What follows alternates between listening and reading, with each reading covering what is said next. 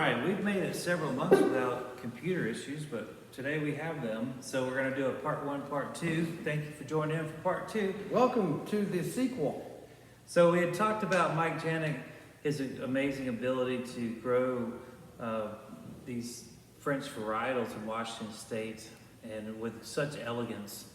And that's why we typically use his wines just at the chef's table, but I certainly want to introduce this one to you as it is very delicious. I'm assuming that you jumped in while I was grabbing the other camera. Huh? I don't know what you're talking about. When he was talking about how doing a Bordeaux with the Washington State style, and it'd be hard to have a Washington State style without a little Syrah in there. So I think that, I think that's going to prove to be true, that there is a little spot of it in there, because I certainly associate Washington State with Syrah, not exclusively, but that is one of their. Oh yeah, I mean, they totally really shine in that varietal. There's a beautiful richness to this wine, but not it's not weighty. It's not overly heavy. There's this concentration of fruit, but yet it finishes flavorful, but still light on the palate. It's a really lovely wine. I don't think it needs food, but I think it would go great with it. Well, you're right. It doesn't need it. Yes. This is carrying its own bags per se, because it's got everything you would ever want out of an elegant red blend. That little roasty, toasty, peppery thing going on. I mean, it's all working. I'm digging it. It's all beautiful working. red fruit biting through, but there's huge finish. It's almost like it's buttressed by some darker notes. I mean, it is darker, like cocoa, but yeah, it's cocoa. buttery. It's buttery because that's what makes me think of the cocoa. It's not a. God, it's almost like, and this is gonna be weird, and not blood in the sense of blood, but I mean, you know how like when after a prime rib is rested for a minute, that first slice, and you know, kind of that mid-rare juice that you kind of dip a little bread in. Sure. It's giving me that mouthfeel. Yeah. There's that mid-rare beef. Sure, there's that almost kind of, there's almost like protein. Yeah.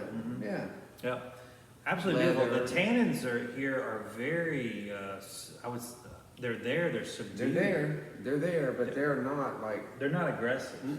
And again, this would lead towards a lot of food options, Chef. What do you got planned? Well, you know how much I adore Saskatchewan Cove Creamery. And you know, they're easily the hardest cheeses to get because they are so small, such small batch, and getting to this area is always a treat. So you've got a beautiful Cumberland Tome, which of course Tome is always unpasteurized. So you ladies at home who may be with child might want to pass on this one. But I'll take it. Yeah, unpasteurized goat milk. Aged over 60 days. I mean, cow's milk, excuse me. Unpasteurized cow's milk, aged over 60 days. Gorgeous rind on this. I love the texture. We do we get in a tome from Sweetgrass, and it is a much larger format tome. It's probably a 6-pounder. This is like a 1.5 pound wheel. And the Sweetgrass is very light and airy, lots of holes in it, crumbly. This is a real dense, buttery, unpasteurized cheese. I just love it. I think it's terrific. It's very interesting to me, Chef. This is to me, this is a very texturally driven experience here. The flavors are there, and they are there consistently.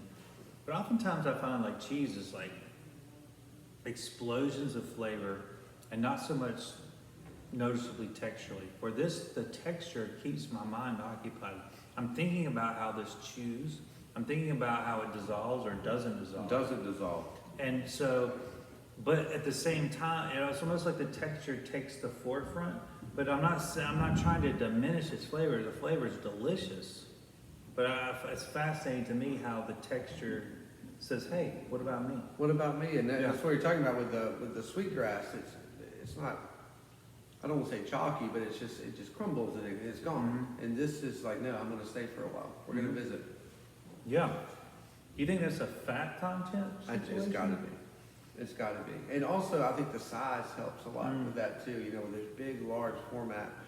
You have to age a tremendous amount of time before you get a texture like this. But with a 60-day age on a smaller format, you really get a much more, I don't know, what's the word? I don't want to say pliable, but malleable Sure. texture there, in which I favor. Right. Because you know you're into something. Yeah, this With that. this I feel like could be a meal. I mean, we could sit here and polish off this bottle and Sounds like a plan. eat a quarter wheel of cheese and call it a day, Yeah. if you ask me. Absolutely. Well, And full disclosure here, you know, this is sneak peek. This is the cheese we're doing with Tureen this weekend. It has the Brittany Ridge Rabbit and the Palmetto Farms Poussin and the Darcy Farms sausage. It's going to go with this. Pretty exciting. yeah, now I'm gonna have to reconsider that Pinot selection. Better to have the, Mm-hmm. better to know early instead Yeah. of, So Chef is alluding to the 2 giant chef tables we have, each on one Oh, they're this huge. weekend, Friday and Huge. Saturday night. Another Whopper. We've been rolling on the chef's tables. yeah, and you know, it becomes another level when you get up into the 30s like we are with this. Yeah. You know, I'm dry curing meat, I'm preparing duck, I'm getting the force meats ready for the terrine. Chef, Christmas came early. Tell them what they wheeled in today at the chef's table Wow, while I pour myself another drink. now I'll take a drink. Thank you so much. So we are in the process of reuniting back up at the chef's table.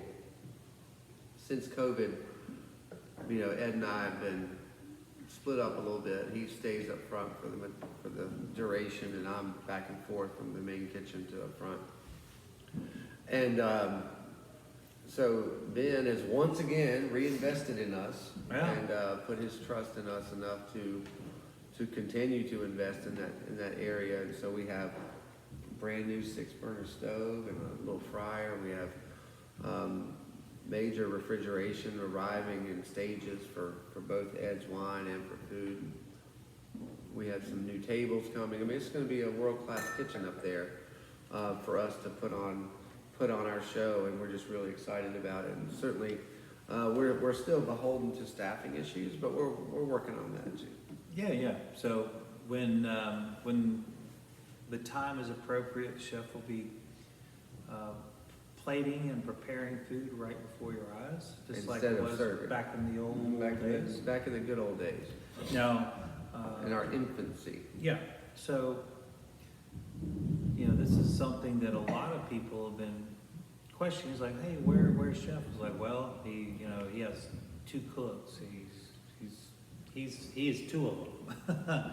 So on a 4-man line, him and 2 other cooks trying to run it doesn't allow a lot of extra time for you to be out cooking in front of No, and people. it's always when we're the most busy in the restaurant that we're the most busy at the chef's table. Yeah. So, you know, it's just the way the universe operates.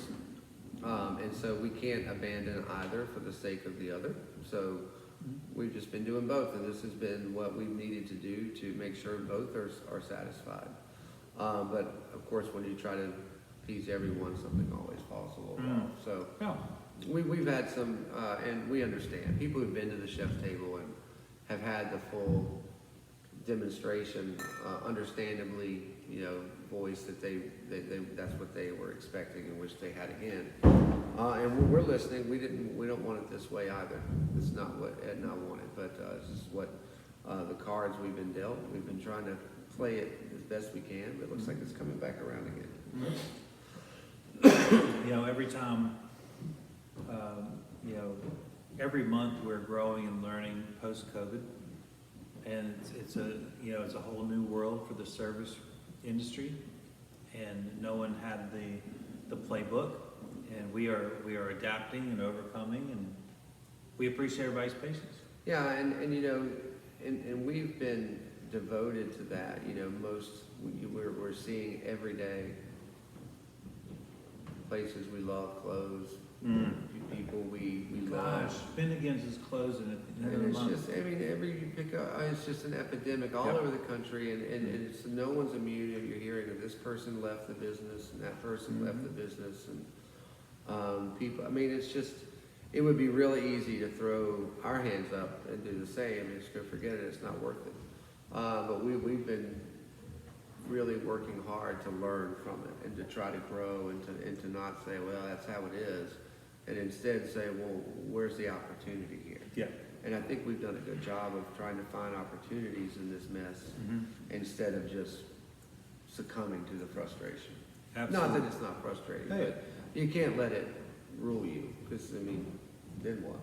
Then what? Yeah. No defeat here. We're gonna keep fighting the good fight. We're gonna keep delivering delicious food and delicious wine. Over-delivering. Whether it's here at Old North State or here in your living room or wherever you may be watching. We appreciate all your support through all the thick and thin of it.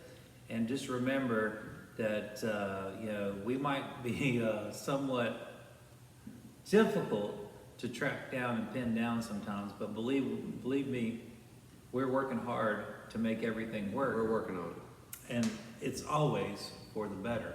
Hey everybody, we appreciate your support. We'll catch you next time. Thank you so much. Hope you have a fabulous weekend. Enjoy these beautiful wines. Take care.